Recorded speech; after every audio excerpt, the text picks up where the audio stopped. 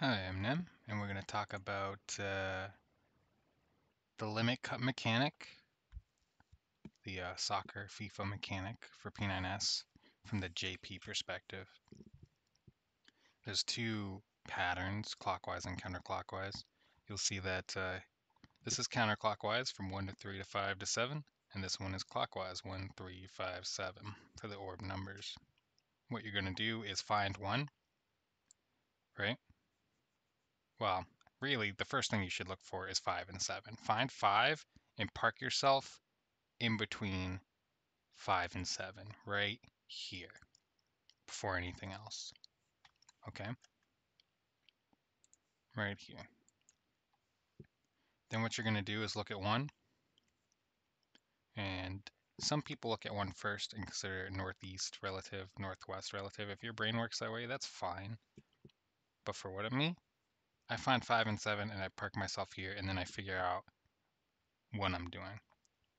Let's handle the deformations first. For the JP Strat, the deformations will always go between 1 and 3, which is why I have the camera oriented this way. It's like a straight shot through. So everyone will stack here. The first player to get the deformation above their head is going to sprint. I recommend everybody sprints when it's their turn to do big movement. So first player with deformation will go all the way to the edge here, and boom, boom, done, easy, right? Big ol' AoE. But it's actually bigger than that. It actually clips a little bit into middle, kind of like that. Look at this smiley face. Wow, that's super creepy. Let's pretend that didn't happen. Right? Hold on. This really is inaccurate. Pretty big AoE. First deformation. Alright. This deformation player then loops back, and the second deformation player loops in. Same exact thing.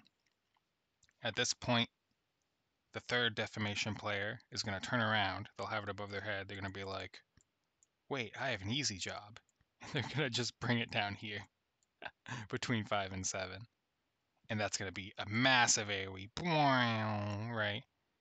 And then the fourth deformation player they have had to move. So after 2 deformations, the fourth deformation player has to run here to wait. Right? So there's an inner circle and an outer circle. You can't be in the inner circle of the arena, so they're outside of it. So deformation 4 will wait for the third one to go off, and then they're going to run in and cause another explosion. Right? So 2 away, everybody rotates, 2 away, right?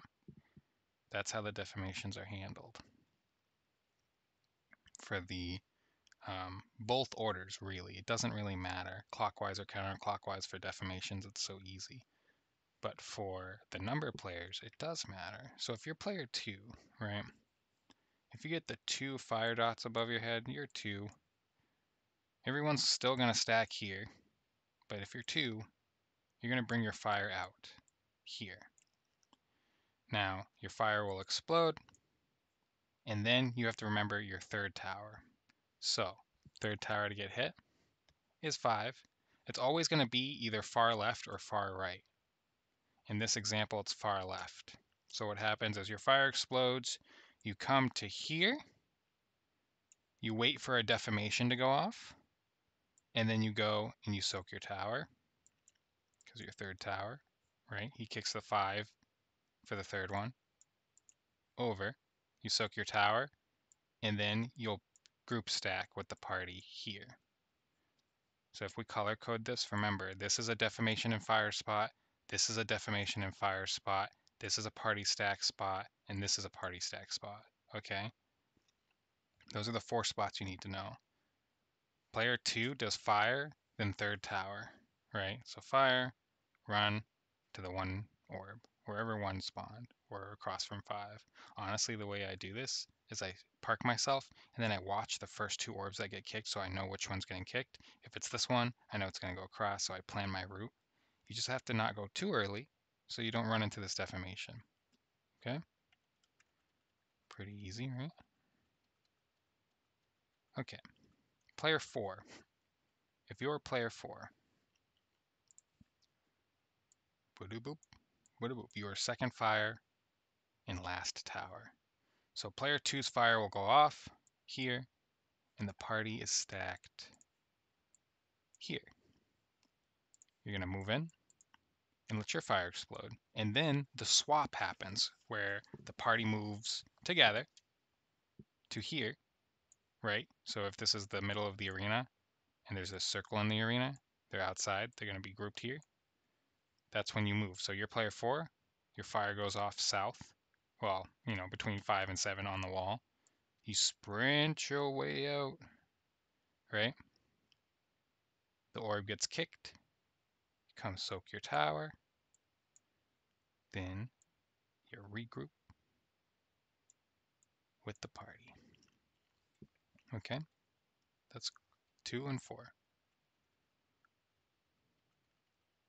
For 6, you have the hardest job. Some people say, I actually like 6 a lot.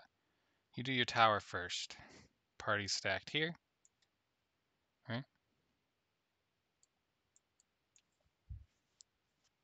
First orb is going to get kicked to here. You stand to the left of the orb. Explosion goes off. And then the tower spawns. Player 6 is going to go into the tower. Player 6 is also the third fire explosion.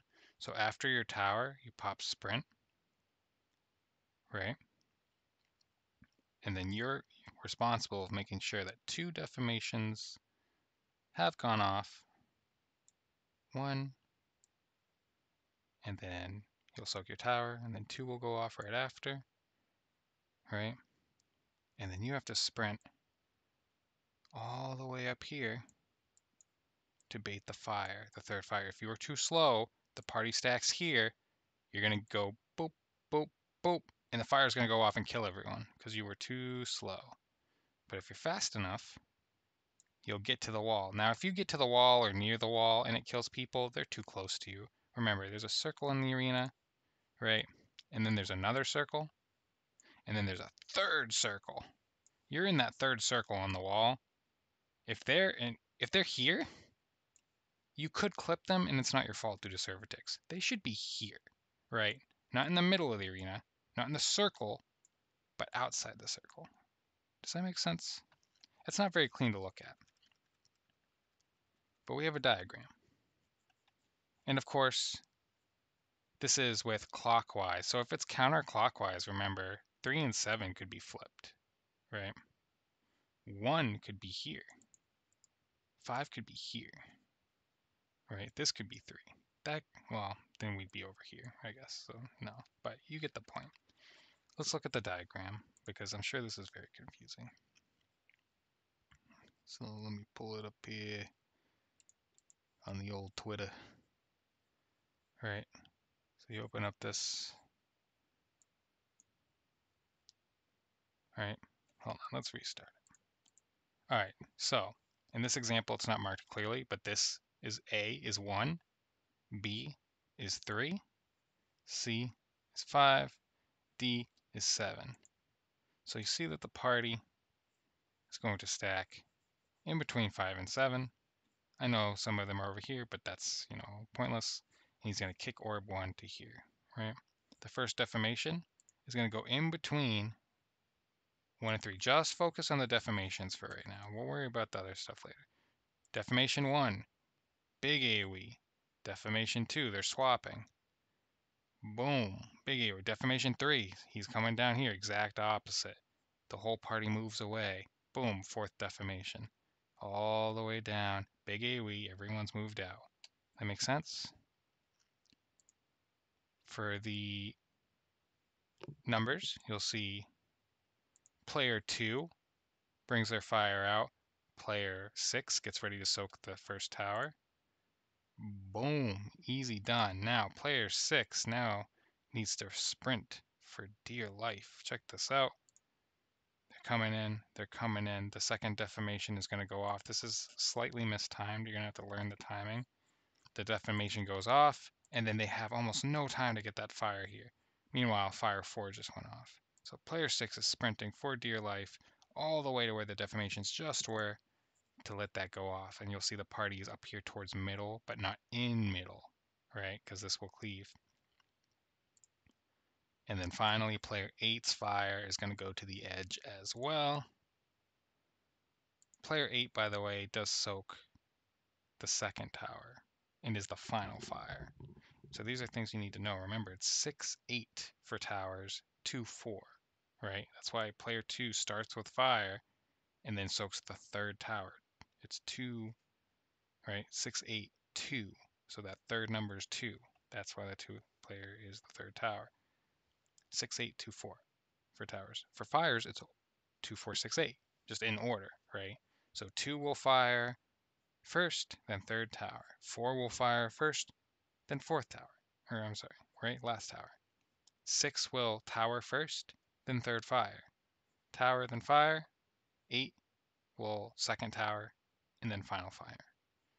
If you're not doing a defamation at the moment and you're not doing a tower, you just make sure you're on the safe side away from the defamations. The biggest mistake in JP is not soaking your tower. People understand the fire.